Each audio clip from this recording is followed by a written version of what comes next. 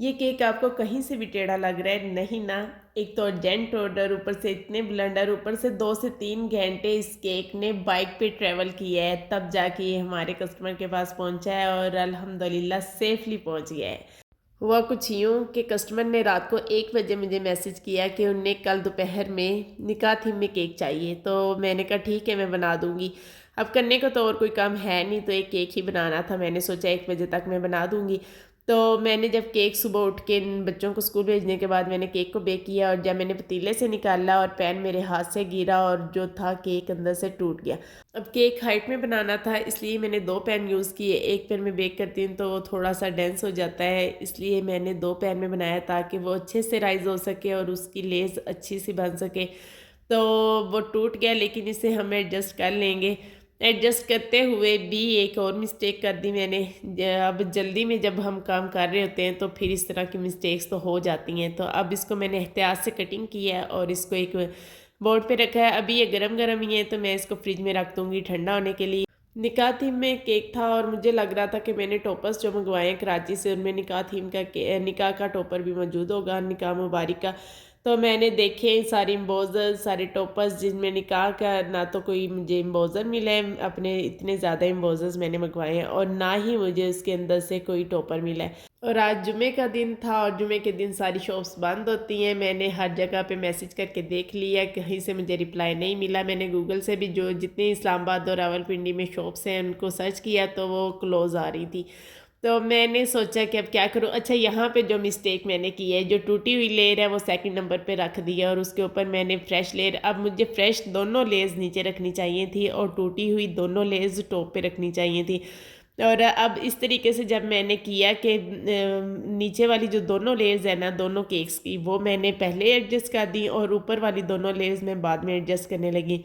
और जब मैंने देखा है कि वो नीचे जो टूटी हुई लेयर थी वो जो एक तरफ से झुकने लग गई और केक मेरा टेढ़ा होने लग गया, और इस चीज़ ने मुझे बहुत ज़्यादा, मैं घबरा गई कि अब क्या होने वाला है। इतने शॉर्ट टाइम में एक वेडिंग केक रेडी करना, और उसमें भी अगर इस तरह की मिस्टेक हो जाए तो फिर क्या आप सोचे, क्या इमेजिन करें क्या होगा। लेकिन कुछ भी हो जाए तो कुछ नहीं होता, हमने घबराना नहीं, बस इस बात को मद्देनज़र रखना है कि इस चीज़ यहाँ पे आके थोड़ी सी सोच विचार की ज़रूरत है, ना कि घबराने की ज़रूरत है। मैंने जल्दी से अंदर सट्राज़ ऐड किया और उसे मैंने जल्दी से उठा के फ्रिज में रख दिया, और ये टेढ़ा भी इस वजह से हो रहा था क्योंकि अभी केक गर्म था और अंदर फज ऐड की तो वो सॉफ्ट होगी, जिसकी वजह से केक जो था साइड पे होने लग पड़ा। अगर केक ठंडा होता तो फिर इस तरीके से नहीं होना था मसला।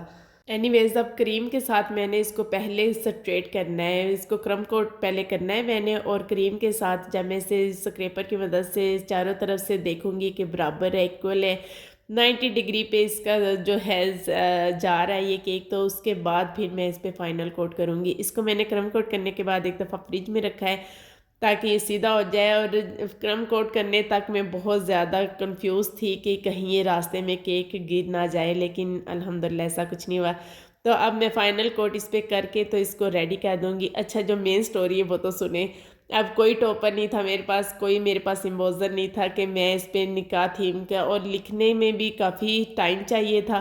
तो मैं क्या करूँ, कैसे करूँ, कोई समझ में बात नहीं आ रही थी। फिर मैंने ग्रुप में मैसेज किया कि मुझे निकाह मुबारक का टॉपर चाहिए, अगर किसी के पास अवेलेबल है तो मैं उससे बाय कर लूँगी। तो फिर एक फेलो बेकर ने रिप्लाई किया कि उनके पास अवेलेबल है तो मैं उनसे मंगवा लूँ। अब वो रहती थी अस्करी 14 में और केक हमारा जाना था I8 में। अब आप खुद ही इमेजिन करें, जो पिंडी इस्लामाबाद में वो जानते होंगे कि अस्करी 14 कहाँ है और I8 कहाँ है।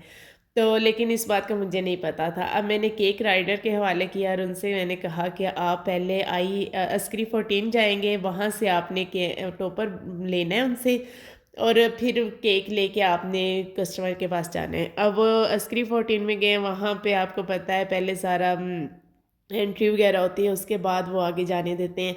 और वहाँ पे उन्हें अच्छा खासा टाइम लग गया। उन्होंने वहाँ से टॉपर बहुत अच्छी थी फेलो बेकर जो हैं, थैंक यू सो मच। अगर वो मेरी वीडियो देख रही हैं तो मेरा उन्हें मैं बहुत ज़्यादा थैंक यू बोलूँगी कि उन्होंने मुश्किल वक्त में जब कोई आपकी हेल्प करता है ना, तो वो आपके लिए एक मसीहा होता है।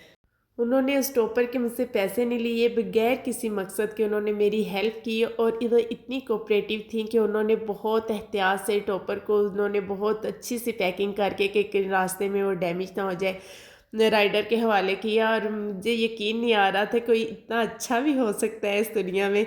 एनीवेज़ जब आप किसी के साथ अच्छा करते हैं तो आपको इस तरह के जो है ना फरिश्ते मिलते हैं हर जगह पे। अच्छा, अब केक जो था वो स्क्री 14 से गया है I8। I8 जब पहुंचा है तो वहाँ से मेरे कस्टमर ने कहा है कि वो तो अपने होटल जा चुके हैं। अब केक उन्हें वहाँ पे पहुंचाया जाए जहाँ पे वो हैं, वो यानी कि बाराको में तंदूरी रेस्टोरेंट जाना था ये केक। तो फिर वहाँ से केक वहाँ तक पहुँचा है बाराको तक, तो आप खुद ही इमेजिन करें कि ये कितना डिस्टेंस था। एनीवेज़ केक सेफ़ली पहुंच गया, लेकिन थोड़ा-सा लेट पहुंचा था क्योंकि इस केक ने बहुत ज़्यादा 1 बजे तो ये घर से गया था और 3-4 घंटे रास्ते में लग गए और उसके बाद जाके कस्टमर को मिला है। और फिर क्या हुआ है कि मैंने उनसे कहा है कि अब वो टॉपर वाली मुझे पिक्चर चाहिए, तो उन्होंने मुझे कहा कि जैसे ही फ़ोटोग्राफ़र्स की पिक्चर्स आएँगी तो वो मेरे साथ शेयर करेंगी। और उसके बाद मैंने उनसे पिक्चर माँगी नहीं और उन्हें भी शायद भेजनी याद नहीं रही, या फिर मे बी अभी पिक्चर्स उन्हें रिसीव नहीं हो। एनीवेज़ मैंने सोचा कि केक की डिटेल आप लोगों के साथ शेयर कर दूँ। आपको कैसी लगी, आपको केक कैसा लगा मुझे ज़रूर बताइएगा। केक उन्हें बहुत पसंद आया था। इसके बाद वो कल वाला जो मैंने मेहंदी केक आप लोगों के साथ शेयर किया है, इसके बाद मैंने वो बनाया था। तो केक उन्हें बहुत पसंद आए हैं सारे के सारे, 2-3 उन्होंने ये मुझसे बनवाए हैं। तो नेक्स्ट वीडियो तक अल्लाह हाफ़िज़।